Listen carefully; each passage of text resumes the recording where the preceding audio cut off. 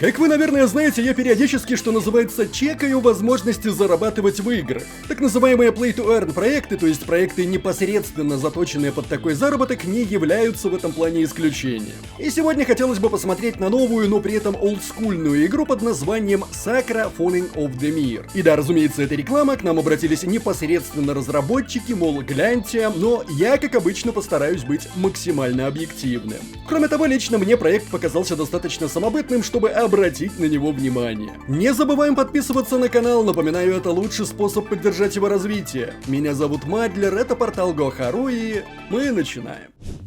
Итак, что же такое Sakura Falling of the Mir? По словам самих разработчиков, это первая децентрализованная RPG-игра с механикой P&E, где вы можете монетизировать свой разум. Я бы добавил в это определение еще слово браузерная, потому что игра, знаете ли, браузерная. Нам предстоит отправиться в эпическое путешествие, где наш выбор имеет значение, а наши награды вполне реальны. В игре доступно несколько классов: Трал, Дикая, Магичка и Ассасин. Причем каждый из героев снабжен подробнейшей биографией, а также выделяется индивидуальным набором перков в количестве 4: сила, ловкость, живучесть и энергия. Разумеется, это все самым непосредственным образом будет влиять на геймплей. Также, понятное дело, Sakura целиком и полностью завязана на блокчейне, причем ключевое словосочетание здесь будет настоящая децентрализация. Иными словами, ваш герой находится под вашим контролем, вне чьей-либо досягаемости, никто не может на него как-то повлиять или даже забанить. Ну и, конечно, в этой игре можно и нужно зарабатывать реальные деньги. Правда, для этого нужно будет для начала авторизоваться.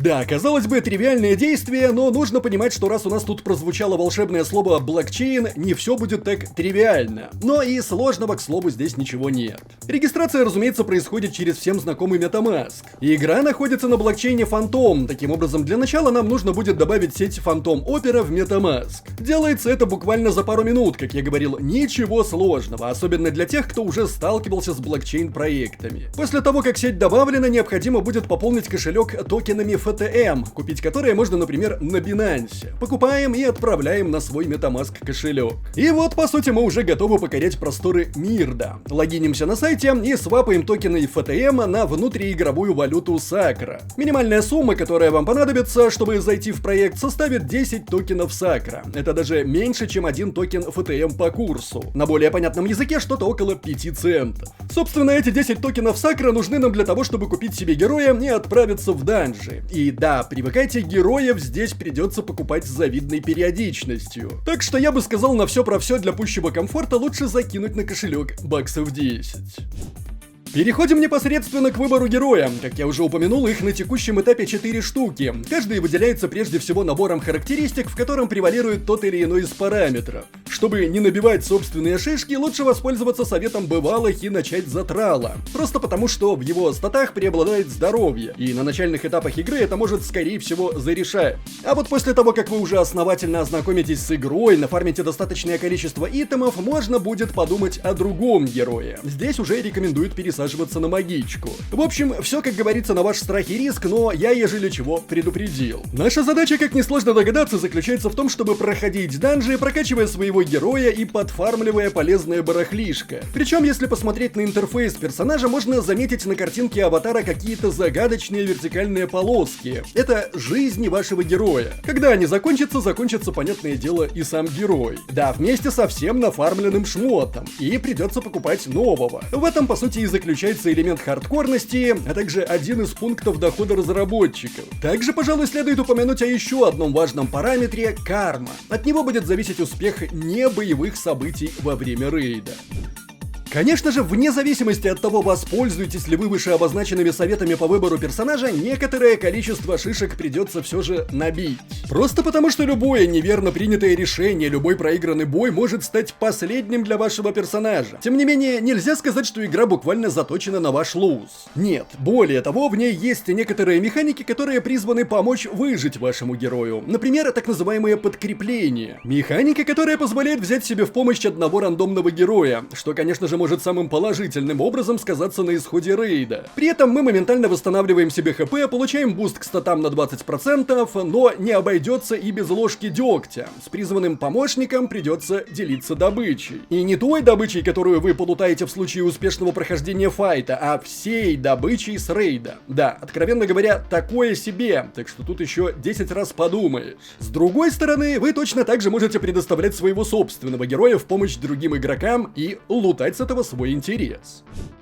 Что лично мне приглянулось в Sakura Falling of the Mirror, это ее олдскульный вайб. Напоминаю, это браузерка со всеми вытекающими. Здесь много придется читать и выбирать варианты ответов. И, кстати, русского языка, как я понял, в игре нет. Но так как это, еще раз, браузерка, перевести игру имеющимися средствами не составит никаких проблем. А вот что мне не приглянулось, так это то, что в игре придется буквально за каждое действие платить комиссию. Да, в этой сети она минимальная, и без этого, к сожалению, никак. Блокчейн, сами понимаете. Ситуации в игре предлагаются разные, не только боевые. Из каждой вы можете выбраться по-разному. Где-то разменять хп на полезные итемы, где-то хорошенечко профитнуться, а где-то и полностью потерять жизнь. При этом можно наткнуться и на приятные подарки судьбы в виде, например, шрайнов, которые восстановят вам хп и энергию. Короче, на мой взгляд, в плане приключенческого баланса в Sakura все плюс-минус на уровне. С развитием персонажа нам будут доступны новые биомы для рейдов. За успешное прохождение рейдов мы, конечно, получаем награду, что-нибудь из полезных итемов и некоторое количество внутриигровой валюты Sakura. Ну и давайте разбираться, в чем, собственно, заключается наш профит. Если все делать по уму, то из рейдов мы будем возвращаться, как я уже сказал, с внутриигровой валютой и полезными итемами, которые, в свою очередь, можно с выгодой для себя продать на местном маркетплейсе. Как я уже сказал, с развитием персонажа ему становятся доступны новые биомы, и чем выше уровень героя, чем выше уровень биома, тем сложнее прохождение, но в то же самое время тем вкуснее награда. Да, high risk, high reward — принцип хардкора в действии. Собственно, на этом и строится принцип заработка в Sakura Falling of the Mirror. Мы ходим в данжи, прокачиваем своего персонажа, ходим в более сложные данжи, лутаем более солидный ревард, если не сливаемся, делимся этим самым лутом с подкреплением, либо справляемся собственными силами, одеваем персонажа или продаем все залутанное на рынке. В идеале, конечно, делаем и то, и другое. Одеваем персонажа в подходящий ему по статам шмот, а шмот ненужный либо оставляем в инвентаре для будущих свершений, либо выставляем на маркетплейсе. В итоге, при благоприятном для нас стечении обстоятельств, мы выходим на самоокупаемость рейдов и еще остаемся в плюсе. Это, разумеется, не какие-то там космические бабки, но свои баксов 20-30 в месяц из этой игры вынимать можно. Можно при этом, разумеется, и обратное. Залить в игру энное количество валюты и ни в чем себе не отказывать через все тот же маркетплейс. Но мы же с вами говорим о возможности заработка в игре, правильно? Вот то-то и оно. Что тут можно добавить? Могу лишь повторить то, что я и так уже упоминал в начале ролика. Проект достаточно интересный, самобытный и с прикольным олдскульным вайбом. Ну и копеечку-другую заработать тоже получится.